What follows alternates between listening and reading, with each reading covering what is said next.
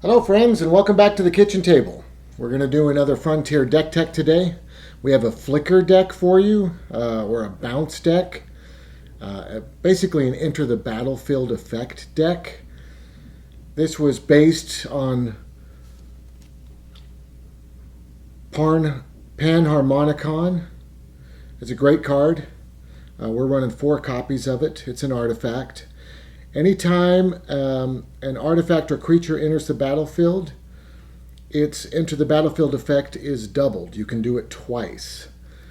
So that's fantastic. That's sort of where the impetus for this whole thing came from. Once we started putting it together, we watched Deck Tech by Strictly Better MTG. Great channel.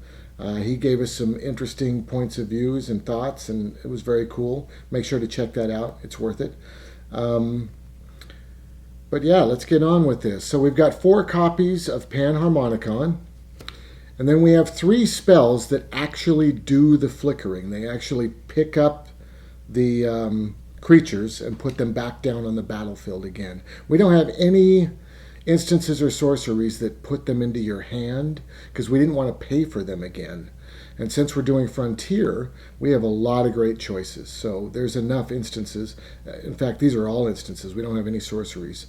There's enough instances that do this that this deck really performs nicely. The first one we have is Eerie Interlude. Any number of target creatures you control are exiled, and then you return them to the battlefield under their owner's control, which hopefully is you. But that happens at the end of the next end step. So this is one you kind of need to be careful of, Eerie Interlude. It will bounce or flicker everyone. That's the amazing thing about this instant. You can pick up all of your creatures and then put them all back down again. But you don't put them back down again until your end step. So make sure you use this at the right time. Be aware of that. But Eerie Interlude, excellent. We're going to run 4 copies of it. It's an instant. It's great. Displace is another one. It's 3 mana. It's an instant. Exile up to 2 target creatures you control. Then return those cards to the battlefield under their owner's control. So you can grab 2 of your creatures. Pick them up. They go over to exile. And then they come right back onto the battlefield again. So, of course, if your creatures have entered the battlefield effects, you get to do them. And if you have Panharmonicon out, you get to do them twice. And we'll get to the creatures in just a second. But this is a great one. 2 creatures, awesome. Essence Flux. We're also running 4 copies of Essence Flux. This is a 1-drop, which is excellent. Exile target creature you control, then return that card to the battlefield under its owner's control. If it's a spirit, put a +1/+1 counter on it. We're not really running any spirits because we were just looking for those into the battlefield effects. But the first part is what really put this card in the deck, and that's why we're running 4 of them, because a 1-drop that flickers one of your guys is great. So that's 12 total, and we found that it's plenty of flicker effects to run this deck with. Also, one quick thing to say about Panharmonicon. If you don't happen to get Panharmonicon out, or you're playing against a deck that has a lot of artifact hate, you don't need to worry too much. The deck is still effective. It's a well-rounded, nice deck. But let's get on to the creatures here. We have got Arashin Cleric. When Arashin Cleric enters the battlefield, gain 3 life. We're running 4 copies of this. It's excellent. The life gain, particularly against specific decks, being goblins or burn or any kind of aggro at all, the life gain just crushes them, which is excellent. And it's a 2-drop. That's probably one of the best things about this creature, because there's another creature. There's a new one called Airdrop Aeronauts, and when it enters the battlefield, you get 5 life. If something has left the battlefield, it has the revolt mechanic. But revolt makes it a tiny bit difficult. Now, of course, you can run a fetch land in this deck because it's Frontier. So you could crack the fetch land, grab your land, put it out. That counts as a permanent leaving the battlefield. Then play the Revolt card, get the 5 life. And the neatest thing about Revolt is when you flicker it, when you bounce it, no matter where it goes, it counts as being the permanent that left the battlefield. It literally triggers its own revolt. So you pick it up, put it back, and revolt is triggered because it left the battlefield. So that's a really neat thing about revolt. I think the department that was creating these cards was aware of that because the enter the battlefield effects that go with revolt aren't the most effective. I mean, this gain 5 life is a 5-drop. Now, granted, it's a flyer, it's got a great toughness and a great power, but to lose this 2-drop for that 5-drop, I don't know. We've been sticking with the Arashin Cleric, but it's worth trying it. It was definitely worth mentioning it, of course. All right, moving on. Oh, we got 4 copies of that Arashin Cleric. Moving on, Reflector Mage, of course, an all-star in this deck. Probably might be banned soon. Who knows? It's already been banned in Standard, so yeah, not a great sign. No, but it's excellent in this. If you have Panharmonicon out and you bounce this thing and you shoot 2 cards into somebody's hand and they can't bring him out next turn, that's huge. And that's only if you have 1 on the battlefield. If you have 2 of them on the battlefield, have Panharmonicon out and bounce them both, it's just crazy. So this truly is an all-star. It's an excellent card. We're running 4 of them. It causes a lot of salt and grief. Fairgrounds Warden. Here's another bit of removal. Removal is a large part of this deck, as it probably should be in all decks, and it's very effective here. It's a great thing. We're using Fairground Warden. It's a 3-drop. When it enters the battlefield, exile a target creature an opponent controls until Fairground Warden leaves the battlefield. So a little strange. Bouncing this or flickering it is not necessarily the best idea because it's already doing its job. Now, it doesn't hurt it. It's okay to take it off the battlefield, lose control of that exiled card, and then put it back and name the card again. You know, it's not the end of the world if you had to do that. But it's an interesting one because flickering it doesn't do more. It just keeps it the same. Now, there is another choice for this, and that's the Deadeye Harpooner. That's also a 3-drop. The Deadeye Harpooner, when it comes in, it has Revolt. If a permanent has left the battlefield this turn, then you can destroy another creature as long as it's tapped.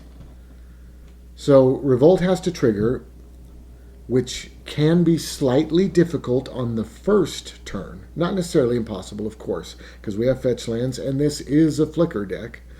On the first turn, Revolt has to be triggered, but then after that, each time it flickers itself, each time it gets flickered, it will trigger its own Revolt. But the creature has to be tapped that it's destroying. So is that better than Fairground Warden? I'm not sure. I'm kind of leaning that way. I think it might be. But maybe it depends on what deck you're going up against. I'm not sure. But I think we're going to play test that one quite a bit because it is also a 3-drop. It could be very effective. Seems good. Good. We got 4 Fairground Wardens. So moving on to Cloudblazer. This is an excellent one. It's a 5-drop. It's a flyer. It's a 2/2. When Cloudblazer enters the battlefield, you gain 2 life and draw 2 cards. Of course, the card advantage is the key to this thing. If Panharmonicon is out, you're gonna get 4 cards, and that's if you only have 1 in play. If you got a couple in play, you'll get 8 cards. I mean, it's kind of crazy. So it's very effective. It's nice. We're going to run 3 of those because it's a 5-drop. Our curve is getting pretty high up here. Next up, we have got Torrential Gearhulk. We were running Subjugator Angel. I've put it into the sideboard. When Subjugator Angel enters the battlefield, All of your opponent's creatures are tapped. Very effective as a win condition if you're going up against a deck that plays a lot of creatures. So that's very nice. But Torrential Gearhulk is just amazing because all of our instances and sorceries are instances. And when Torrential Gearhulk enters the battlefield, you can cast an instant for no cost out of your discard pile and then put it into exile. So now it's like a 6-drop. So when it comes in, you've probably already cast a couple of your instances to flicker some things. So it drops in. You get to grab a free one out, do whatever you need to do. And if whatever you need to do happens to include the Torrential Gearhulk, when it comes in again, you can grab another one out, do it again.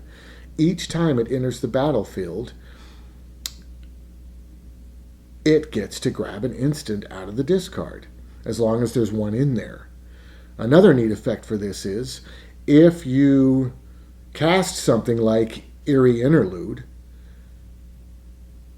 and flicker all of your creatures, including the Torrential Gearhulk, when it comes back, the Eerie Interlude goes into the discard pile. You can grab that Eerie Interlude again and cast it again. Now, of course, the second time, it's going to go into exile. It doesn't create an infinite flicker loop. But each of your flicker spells going off twice, basically, because you have a Torrential Gearhulk in play, is amazing. So we definitely are running 3 copies of that. Once again, our mana curve is getting pretty high, but they're great. They're great. The last creature we have, we're running 2 copies of Archangel Avacyn. This is excellent because it gives all of your creatures indestructible. And really, the biggest win condition for this deck is being able to swing in and do damage. So your creatures gaining indestructible because that thing hit the battlefield is excellent. You want to be able to swing in with everybody, not be worried about losing 4 of your guys or however many you've got, and get a little damage through. Doing damage, of course, is the key to this. So this is great. It does not transform often, just to say that out loud. It generally stays on its white side, making people indestructible, and then you flicker it and everybody gets indestructible again. Very rare would it flip over to the red side. And if you flicker from the red side, I think it comes back in on the white side. I believe that's true. Correct me if I'm wrong, but I believe that's true. Good. So that is all the instances, sorceries, and creatures. We have the artifact. We already talked about that. Let's go on to the mana base. We are running 4 prairie streams, 4 port towns, and then for us, 8 plains and 8 islands. We're not running the Flooded Strand. Now, you certainly can, of course. It's only a 2-color deck, but if you've got Flooded Strands and you're not using them, you may as well throw them in. It won't hurt you. And if you happen to be using cards that have Revolt, it can help with that first Revolt trigger before they're triggering themselves. So, yeah, Flooded Strand would be awesome in this, of course. Any fetch land. Good. Let's talk about sideboard for just a second. We have got Consulate Crackdown. This is the biggest card for the sideboard of this. When it enters the battlefield, exile all artifacts that your opponent controls until it leaves the battlefield. So, of course, if you're going against a heavy artifact deck or some kind of weird combo artifact thing, this card is key. So it is definitely in the sideboard. We got another couple Avacyns in there, just in case you find that you need to be able to board wipe a bunch if you want to get rid of a bunch of goblins or something. Avacyn's generally a good way to go as long as one of your creatures dies in the process. Good. Subjugator Angel. That's what we put into the sideboard to put in the Torrential Gearhulk. We talked about that just a little bit. We've got the fourth Torrential Gearhulk in the sideboard. We're running 3 in the main deck because of the cost. And then we've got a fourth Cloudblazer in the sideboard because of the cost again. Great, so that's the deck tech. I hope this was helpful to you guys. If you like this, please subscribe. Please hit the like button. I tried to speed this one up a little bit. We'll see how long it is. Thank you so much for watching, and talk to you later.